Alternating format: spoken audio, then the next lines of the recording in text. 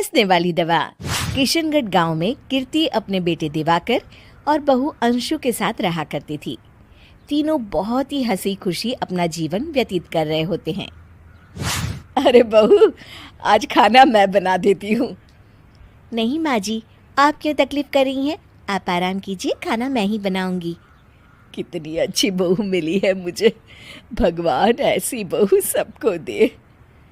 सब कुछ ठीक चल रहा होता है कि एक दिन गलती से अंशु हंसने वाली दवा खा लेती है।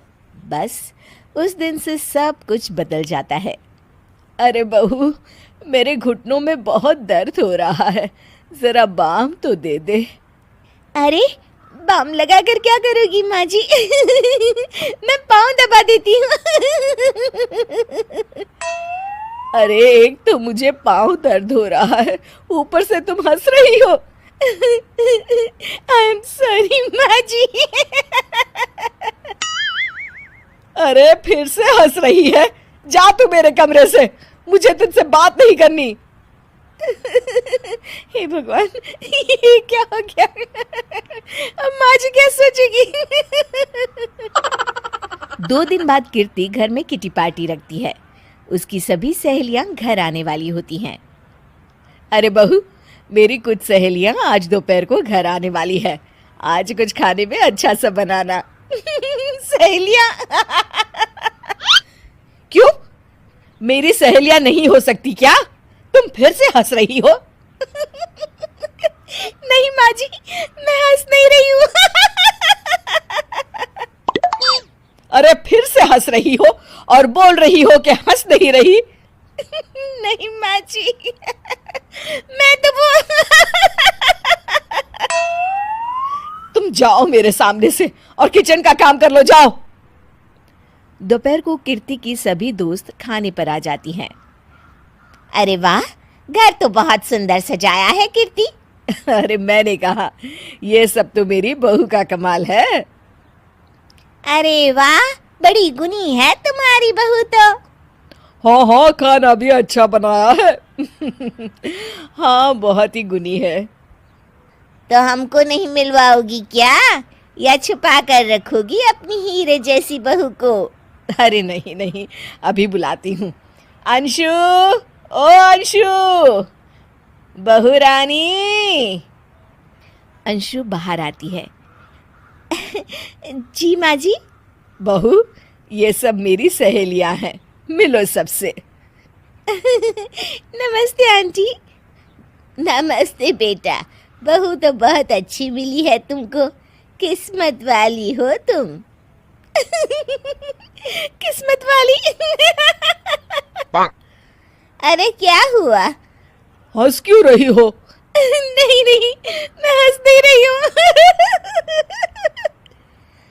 तभी अचानक सांची के हाथ से चम्मच छूट जाता है और उसका कुर्ता गंदा हो जाता है।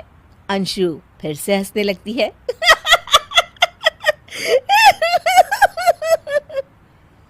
इधर सब सहेलियां गुस्सा होकर चली जाती हैं। कीर्ति भी नाराज होकर अपने कमरे में चली जाती है। हे भगवान, ये मैंने क्या कर डाला? इस तरह से तो माँ जी और उनकी सहेलियां नाराज हो गई। अगले दिन, बहू, ओ बहू, किधर हो? जी माँ जी। जल्दी से मेरे साथ चलो। पड़ोस वाले शर्मा जी की हार्ट अटैक से मौत हो गई है, उनके घर बैठक के लिए जाना है। अंशु तैयार होकर आ जाती है। थोड़ी देर में दोनों शर्मा जी के घर पहुंच जाती है। वहां पर सब रो रहे होते हैं। कीर्ति शर्मा जी की बीवी के पास बैठकर उन्हें सांत्वना देने लगती है। बड़े अच्छे इंसान थे मेरे पति। अच्छा। तुम हंस क्यों रही हो? वो अच्छे थे। हाँ हाँ, बहुत अच्छे थे अंकल। अरे अंशु, हंस मत। माँ जी, मैं हंस नहीं रही। मैं तो आंटी जी को बस दिलासा दे रही थी। सब औरतें अंशु की इस हरकत से हैरान हो जाती हैं। कीर्ति भी बहुत शर्मिंदा होती है और वो अंशु को लेकर फटाफट घर लौट आती है। अंशु, क्या हो गया है तुझे? हंस क्यों रही थी तू वहां पर? नहीं माँ जी, मैं तो बस अरे तू फिर से हंस दी। जा तू अपने कमरे में, मुझे तो तुझसे बात ही नहीं करनी। मेरा बेटा ही तुझसे बात करेगा अब। रात को जब दिवाकर घर लौट आता है तो कीर्ति दिवाकर को सब कुछ बताती है। ठीक है माँ, अब फिक्र मत करो, मैं अंशु से बात करता हूँ। दिवाकर अपने कमरे में जाता है। जी आ गए आप? कैसे हैं? मैं तो ठीक हूँ, बस सर में हल्का दर्द है। सर में दर्द? अरे इसमें हंसने की क्या बात है? नहीं, मैं हंस नहीं रही हूँ। मुझे तो फिक्र हो रही है आपकी। एक तो मेरे सर में दर्द है, ऊपर से तुम हंस रही हो। अरे कैसे समझाऊं मैं आपको? मैं हंस नहीं रही। अंशु, तुम इस घर से चली जाओ।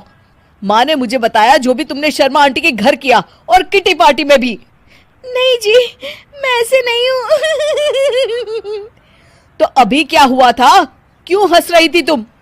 रुकिए, मैं आपको सब कुछ बताती हूँ आपको सब कुछ। अंशु डायरी में लिखकर दिवाकर को पढ़ने देती है। कुछ दिनों पहले मैंने गलती से हंसने वाली दवा पी ली थी, जिसकी वजह से ये सब हो रहा है। इसका असर कुछ दिन और रहेगा। अरे तो तुमने ये सब पहले क्यों नहीं बताया अंशु? वो मैंने माँ जी को बताने की बहुत कोशिश की, मगर उन्होंने सुना ही नहीं। अरे ठीक है, मगर वादा करो, जब तक दवाई का असर ठीक नहीं हो जाता तुम घर से बाहर नहीं जाओगी। नहीं जाऊंगी, और हंसूंगी तो बिल्कुल नहीं। लो, तुम तो फिर से हंस दी।